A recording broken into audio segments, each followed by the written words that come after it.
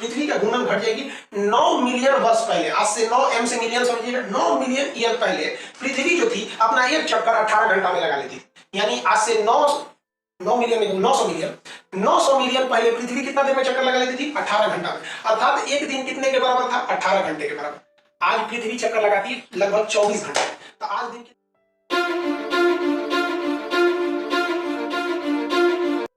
जय हिंद। आज तारीख है 28 अप्रैल 2020 और कहना है कि कल यानी 29 अप्रैल को दुनिया खत्म हो जाएगी एक उल्का पिंड यानी एक एस्टेरॉइड के गिरने से। तो चलिए इसके बारे में हम पूरा डिटेल से चर्चा करते हैं और एक टॉपिक भी देख लेंगे हम ज्योग्राफी का, उल्का पिंड किसे कहते हैं। देखिए, सोलर सिस्टम में वर्तमान समय में 8 ग्रह हैं। अभी हमारा मेन टॉपिक है उल्का पिंड को समझना, यानी एस्टेरॉइड और मेटेओरॉइड इस सब के बारे में। तो हम अभी ग्रहों पर फोकस नहीं करेंगे। सूर्य के पास जो सबसे करीब ग्रह है वो उसका नाम है बुध, ये मरकरी को हम लोग हिंदी में बुध कहते हैं, उसका शुक्र यानी मीनस। अब हम मेन टॉपिक पे आते हैं। ये रही हमारी पृथ्वी यानी अर्थ हो गया। पृथ्वी के बाद है आपका मंगल और मंगल के बाद बृहस्पति। मंगल और बृहस्पति के ऑर्बिट यानी कक्षा के बीच इन दोनों ग्रहों के टुकड़े इनके बीच आपस में घूमते रहते हैं। ये बहुत लाखों की संख्या में ये टुकड़े, बड़े बड़े टुकड़े हैं ये। तो ये आप घूमते रहते हैं। इन्हें हम एस्टेरॉइड या क्षुद्र ग्रह कहते हैं। एस्टेरॉइड बेल्ट कहिए या क्षुद्र ग्रह कहिए, ये इन्हीं के बीच में घूमते रहते हैं। ये अगर ये एक ही बार धड़ाक से पृथ्वी पर गिर जाएंगे ना, ये सब मर जाएंगे सभी ग्रह। जान तो केवल पृथ्वी पे, मरेगा कौन? हम ही लोग जाएंगे।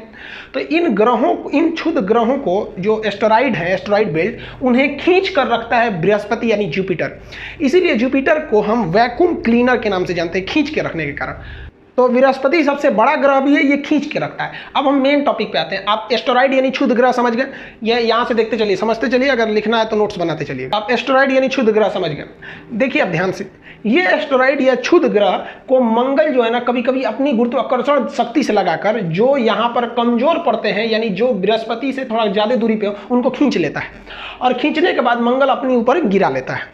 कभी कभी होता क्या है कि इन क्षुद्र ग्रहों को मंगल अपने ग्रेविटी की वजह से खींच लेता है और खींचकर खुद आगे निकल जाता है। खींचने के बाद अपने ऑर्बिट में कहाँ निकल जाता है? आगे निकल जाता है। अब आप बताइए, अब ये जो उल्का, ये जो क्षुद्र ग्रह है, अब ये तो गिरेंगे।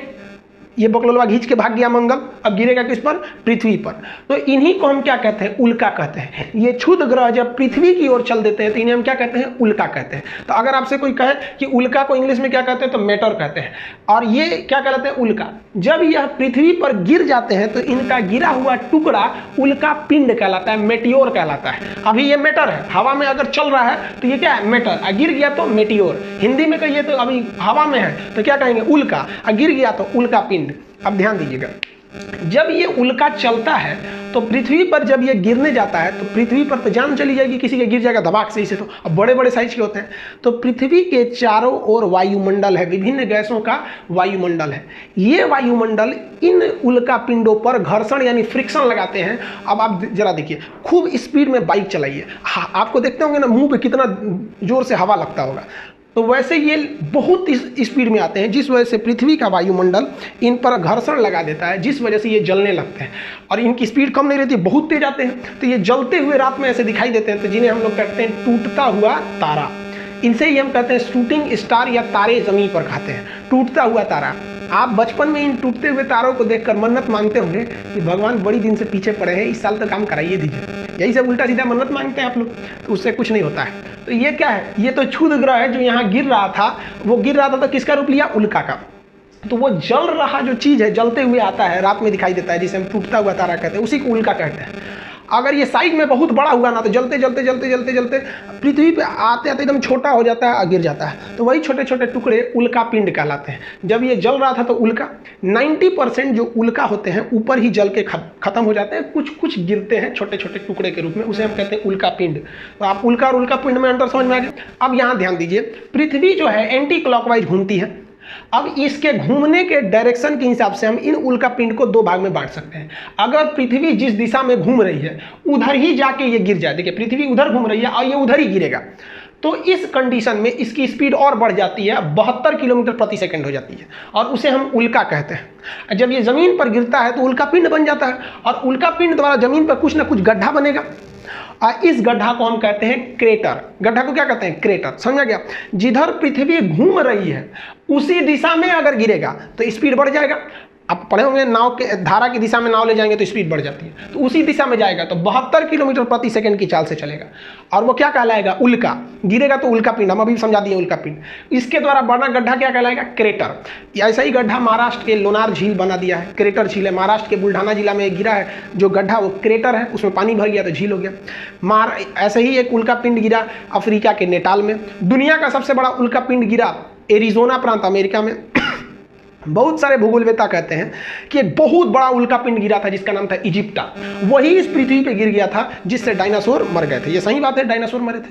और भूगोलवेत्ताओं का ये भी कहना है कि बहुत विशाल उल्का पिंड गिरने के कारण पृथ्वी के पर एक बहुत विशाल गड्ढा का निर्माण हो गया, और उसी गड्ढे में जब पानी भर गया तो महासागर वगैरह का निर्माण हो गया। समझा गया? जैसे प्रशांत महासागर, इस सब का उल्का पिंड के। हालांकि इसका कोई वैज्ञानिक साक्ष्य अभी 100% इसकी दावा नहीं करता है। तो ये समझ में आ गया आपको उल्का क्या होता है। ऐसा भी तो हो सकता है कि ये जो उल्का गिर रहा है ये पृथ्वी के विपरीत दिशा में गिर जाए, मतलब इधर आके गिरे, पृथ्वी ऐसे घूम रही है, इधर आके गिर जाए, तो जब ये विपरीत दिशा में घूमेगा तो इसकी स्पीड घट जाती है। इसकी स्पीड हो जाती है 12 किलोमीटर प्रति सेकंड।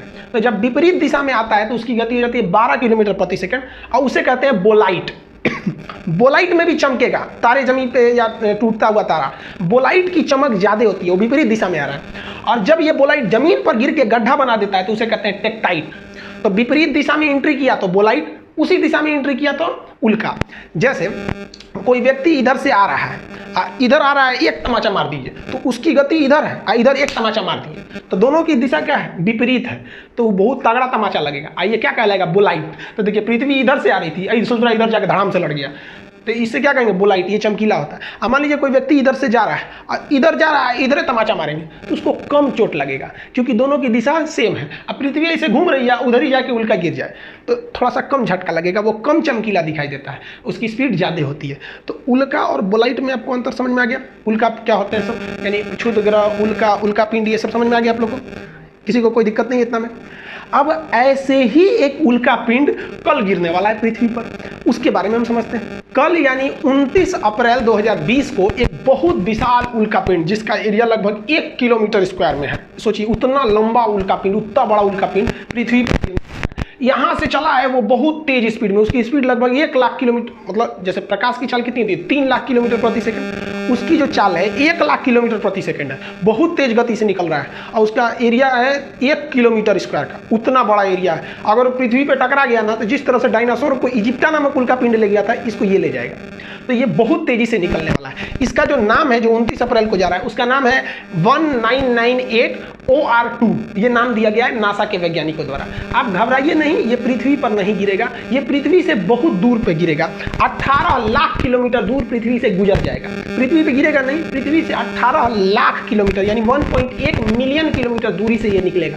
देखिए अंतरिक्ष में 1-2 लाख किलोमीटर की कोई दूरी बहुत बड़ी दूरी नहीं मानी जाती है।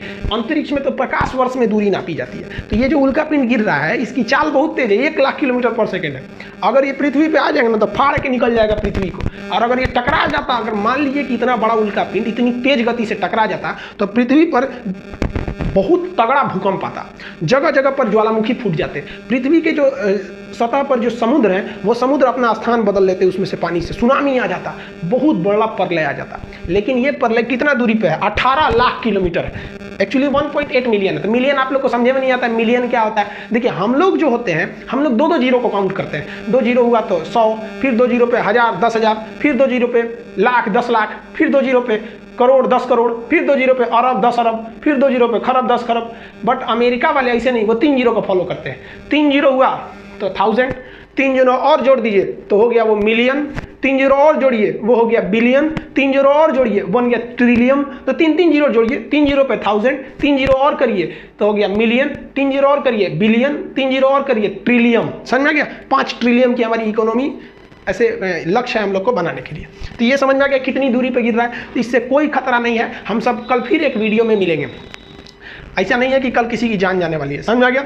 अब हम जो टॉपिक समझते हैं, ये तो एक नॉर्मल टॉपिक था, इसे बता दिए हम आपको। ये उल्का पिंड का क्या क्या प्रभाव पड़ते हैं, ये जो एग्जाम में क्वेश्चन पूछते हैं हम लोग उसके बारे में भी समझ जाते हैं। इसका एक स्क्रीनशॉट लीजिए पहले आप लोग। इन उल्का पिंड के गिरने से कौन कौन सा प्रभाव पड़ता है, अब हम वो 5 मुख्य प्रभावों को हम लोग समझ लेते हैं। देखिए वायुमंडल के घर्षण के कारण ये उसी में जल के खत्म हो जाते हैं। एक्चुअली ये मंगल या बृहस्पति के टुकड़ा है। तो आप बताइए, बृहस्पति तो उस साइड है, इस साइड कौन है? मंगल, यानी इसी साइड वाला उल्का गिरा हो, और वो किसका टुकड़ा है? मंगल का। मंगल लाल ग्रह है। तो ये जो ऊपर जल के खत्म हो गया है, इसका जो राख बचेगा, जो बुरादा बचेगा, जो छोटे छोटे चूर्ण बचेंगे, वो लाल रंग के ही ना होंगे। तो इसको हम लोग कहते हैं रेड रेन, लाल वर्षा। अब याद रखिएगा, लाल वर्षा अलग है और ब्लड रेन यानी रक्त वर्षा अलग है, अम्लीय वर्षा अलग है, कृत्रिम वर्षा अलग है, चक्रवाती वर्षा अलग है, संवहनी वर्षा अलग है, मानसूनी वर्षा अलग है। ये ज्योग्राफी के वर्षा नाम के चैप्टर में पढ़ेंगे। तो यहाँ जो वर्षा है वो लाल रंग की होगी, इसे हम क्या कहते हैं? Red rain. तो पहला प्रभाव आप समझ गए, रेड रेन की वजह से। दूसरा प्रभाव समझिए, जब ये वायुमंडल में प्रवेश करेगा तो घर्षण के कारण जलने लगेगा, जिस कारण हमें चमकीला दिखता है, जिसे हम टूटता हुआ तारा कहते हैं। तो जब ये वायुमंडल में जलेगा तो वायुमंडल गर्म हो जाएगा और इससे कि ग्लोबल वार्मिंग बढ़ जाएगी। तो कहेगा क्या उल्कापिंड से ग्लोबल वार्मिंग हो सकती है? कंफर्म हो जाएगा ग्लोबल वार्मिंग। पहले ये समझ गए। अब देखिए, उल्कापिंड अगर पृथ्वी पे घुस गया तो या वो बुरादा बन के है, चूर्ण बन के है, या वो उल्कापिंड पृथ्वी पर गिर गया है, तो उससे क्या पृथ्वी का मास यानी द्रव्यमान बढ़ेगा? कंफर्म बढ़ जाएगा। तो उल्कापिंड के गिरने से पृथ्वी का जो मास होता है वो भी बढ़ जाता है, पृथ्वी का द्रव्यमान भी बढ़ जाएगा। अब एक बात बताइए, ऐसे कोई चीज झुका हुआ है, इस पर 2 किलो और लाद दीजिए तो और झुक जाएगा, 5 किलो और लाद दीजिए और झुक जाएगा। सबसे पृथ्वी अपने झुकल है, उस पर धड़ाम धड़ाम उल्कापिंड गिर रहा है और गिरा देगा सब पृथ्वी को। तो इससे कि पृथ्वी का जो झुकाव है, वो झुकाव, इसका जो एक्सियल झुकाव है वो बढ़ जाएगा, ये बढ़ जाएगा। आज से 41,000 साल पहले पृथ्वी 21 डिग्री पर झुकी हुई थी और वर्तमान में पृथ्वी 23.5 डिग्री पर है। आने वाले समय पे ये 24 डिग्री हो जाएगी। अभी भी ये लगभग 24 डिग्री के पास पहुंच गई है। तो ज्यादा उल्कापात होने से, उल्कापिंड के गिरने से पृथ्वी का झुकाव भी क्या हो रहा है? बढ़ जा रहा है, जिस वजह से पृथ्वी 23.5 डिग्री। आज से पहले कितना था? 41,000 साल पहले ये कितना था? 21 डिग्री पर झुका हुआ था। समझ आ गया? हम आपको अभी बताएं कि एस्ट्रोनॉमी में 2-4 हजार साल मतलब कुछ नहीं होता है, और 200-400 स्पीड की भी इसमें कोई तुलना नहीं होती है। बहुत तेज स्पीड इसलिए काउंट की जाती है एस्ट्रोनॉमी में। अब पांचवा प्रभाव समझिए, मान लिया कुछ झुक गया है, अब झुकने के बाद घूमना जो करिएगा, घूमिएगा, वो उतना स्पीड में थोड़ी घूम पाइएगा, थोड़ा स्पीड कम हो जाएगा। तो ये जो है, ज्यादा उल्कापिंड के गिरने से मास भारी हो जाएगा। अब भारी चीज ज्यादा नहीं घूम पाएगी, तो पृथ्वी के द्रव्यमान बढ़ने के कारण, मास बढ़ने के कारण एक तो झुकाव बढ़ गया, और झुकाव बढ़ गया तो पृथ्वी का जो घूर्णन यानी जो घूमने की स्पीड है वो घट जाएगी। पृथ्वी का घूर्णन घट जाएगी। 9 मिलियन वर्ष पहले, आज से 9 m से मिलियन समझिएगा, 9 मिलियन ईयर पहले पृथ्वी जो थी अपना एक चक्कर 18 घंटा में लगा लेती थी। यानी आज से 9 मिलियन में 900 मिलियन पहले पृथ्वी कितना देर में चक्कर लगा लेती थी? 18 घंटा में। अर्थात एक दिन कितने के बराबर था? 18 घंटे के बराबर। आज पृथ्वी चक्कर लगाती है लगभग 24 घंटे। तो आज दिन कितने का है? 24 घंटे का दिन है। तो ये जो इसका इफेक्ट है, आप समझ में आ गया? ये सारे इफेक्ट को ध्यान से रखिएगा। यूपीएससी एक बार क्वेश्चन पूछा था, निम्नलिखित में से कौन सी घटना उल्कापिंड के कारण नहीं होती है? तो पूरा कंप्लीट नॉलेज रहेगा तभी होगा। समझ आ गया? इसका स्क्रीनशॉट लीजिए, नेक्स्ट वीडियो में समझेंगे अगला टॉपिक।